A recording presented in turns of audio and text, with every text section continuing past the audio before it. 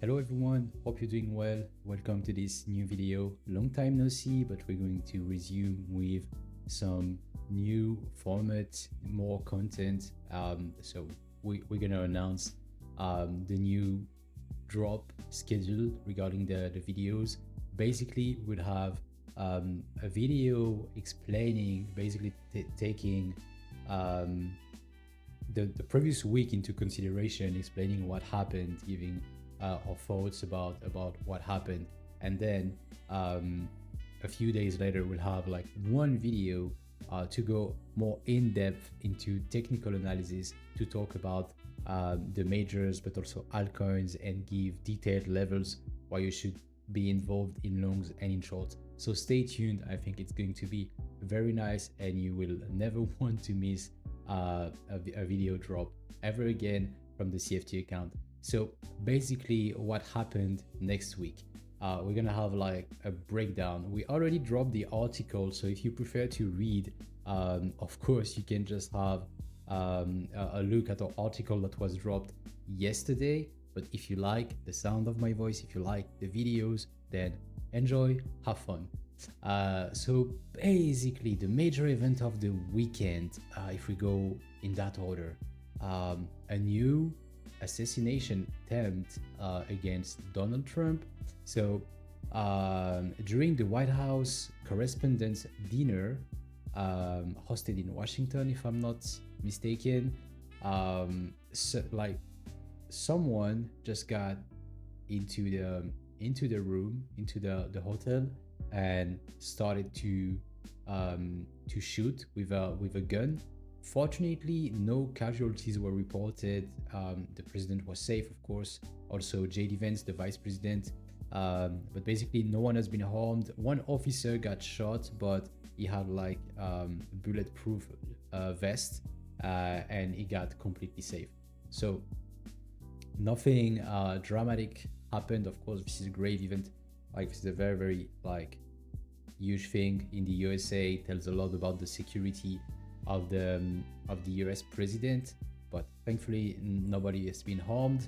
Of course, there was little to no impact on the market at first, because nothing bad happened, nothing dramatic happened. I mean, nobody died. The president is safe, so the market reaction was quite muted. So no volatility caused by the event. Remember the last time Trump got shot in the ear, the market was absolutely on fire. But this time it's quite muted, because it was the weekend and legacy markets are closed. However, we had lots of, I could say, theories. Let's say theories, conspiracy theories. Maybe a lot of people said it was a staged assassination attempt to say, oh, it's Iran, and so USA could resume the war. So we have a lot of false information spreading out, and you should be very careful when you read such things. A lot of people, this is how it works nowadays. On socials, a lot of people are trying to form engagement and to make you click. So be very careful with the news that you're reading. Try to only stick to official news. Of course, I'm not saying you should not try to think by yourself. You should not try to have like theories or whatever. But regarding the nonsense stuff, be very careful. So let's see how things are going to evolve. Hopefully they improve the security, especially around the president. I mean, that's the most important person, right? So yeah, let's move on to the next topic, which is the conflict in the Middle East. So between USA, Iran, and Israel, of course. So during the weekend, Trump canceled the departure from his delegation from the USA, his delegation departure from the USA to Pakistan to have peace talks, because Iran said they would not participate, and Trump got quite frustrated and said it was a waste of money, a waste of time, and he was disappointed with the Iranian behavior from officials, and that like he would just like cancel and Like if they want to do something, they have to call. Like you see on this tweet, we have all the cards they have known. If they want to talk, all they have to do is call. So even though the president is trying to act tough here to assess his position, he's still open to the conversation, and so we are awaiting the Iranian response to this. Apparently, we got like more news this morning. So after this article was posted, Iran said they would be keen to reopen the Strait of Hormuz, but that would include a deal regarding the nuclear plants, right? So we're just going to wait for more headlines. Unfortunately, the market has been driven by these headlines. And once again, we are waiting. It's a new weekend. Just like the previous ones, we are waiting for news. So let's see what we're going to get. So we have something important here, though. Iran said that Pakistan was not a suitable intermediary because they were like two-sided with the USA. So that's something to take into consideration. Maybe changing the intermediary would suit Iran needs more, and we would have like more chances to get peace achieved. So once again, all we have to do is to wait. To talk about more, to leave like the geopolitics a little bit and talk more about macro. It's going to be packed. It's going to be quite packed. Obviously, we're going to start with the most important event, FOMC. It's going to take place on Wednesday, 8 p.m. UTC +2 my time, basically. So you have to do the conversion. All right. So Powell will deliver the central bank monetary policy decision. As you can see right here, we are expecting no rate cuts, no hike. There's going to be a pause once again. No surprise, I guess, on Wednesday.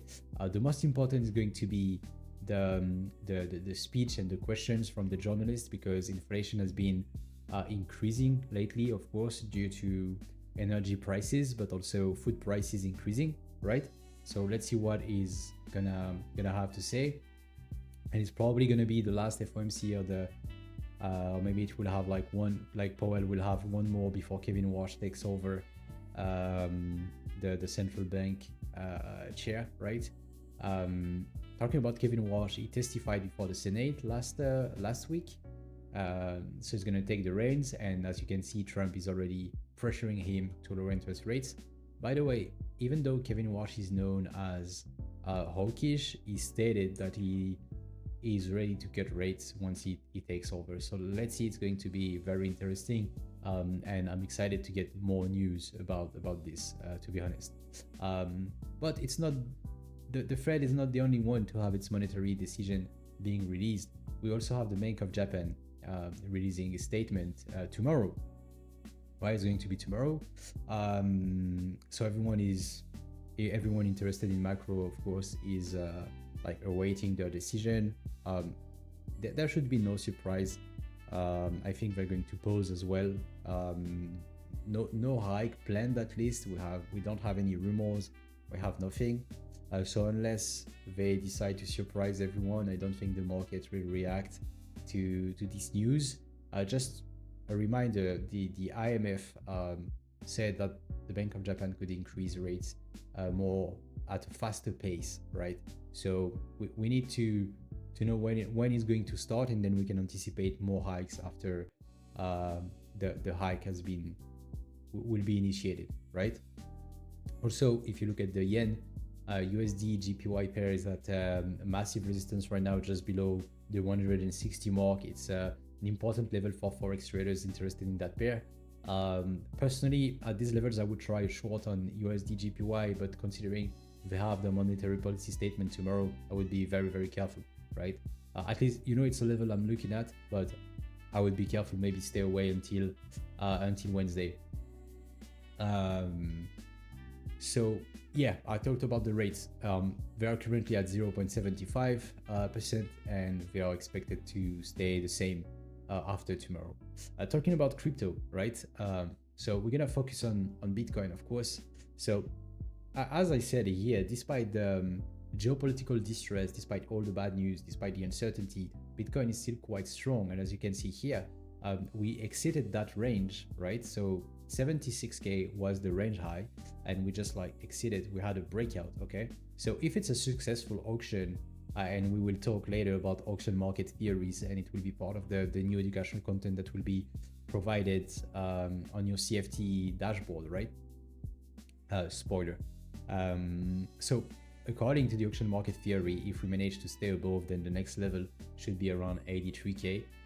That will be the next level of resistance. Also, if you look at the EMA trend, we are quite respecting it. So if you sideline, then you're looking for longs, I would wait for a retest of 76. And if you're looking for shorts, unless you're doing a very low time frame scalps, I would wait for bigger resistance wall to be hit around 82, 83K, right? So that's the thing about Bitcoin. As I said here, 80K is supposed to be the ultimate battleground, right? It's a psychological zone. However, it's so crowded, to be honest, that I don't believe it's going to be such a massive resistance. So many people will try to position themselves short at this level. I think we're gonna squeeze them first and then drop after, if we drop, of course. Same regarding the indices. So Wall Street, just like Bitcoin, is completely decorrelated from the geopolitical landscape and the uncertainty, right? S&P is at all-time high. It's way above the 7,000 mark, as you can see here. So the line, the upper line, horizontal, is the 7,000 mark, and as you can see, price is way above. We're also above the EMA trend. So unless we get back inside this range, I'm quite bullish on S&P. Something very important to keep in mind is that we have earnings. Okay, this week we have major earnings, as you can see right here, right? You can follow and keep an eye on the dates and the expectations here on investing.com. But you have a lot of earnings. You have Meta, you have Google, you have Apple, you have Verizon, you have T-Mobile, you have Chevron on the energy side. So a lot of earnings, so pay a lot of attention. It will most likely move the market, right? As you can see here, I'm monitoring Apple, for example. It will most likely move the market either to the low or to the highs, right? So pay a lot of attention to that. As an investor or trader, you want to be aware of these things. So I highly recommend that you check them out, and obviously we'll comment on it in the coming days. Basically, that's it for this first video of the week. As I said in introduction, we'll have another one focusing more on altcoins and technical analysis with levels for both longs and shorts, right? And you will have also a bit of fundamental analysis, which is quite great in my opinion. So yeah, stay tuned and see you on Thursday for the next one. Thanks for watching the video. Bye bye. Peace.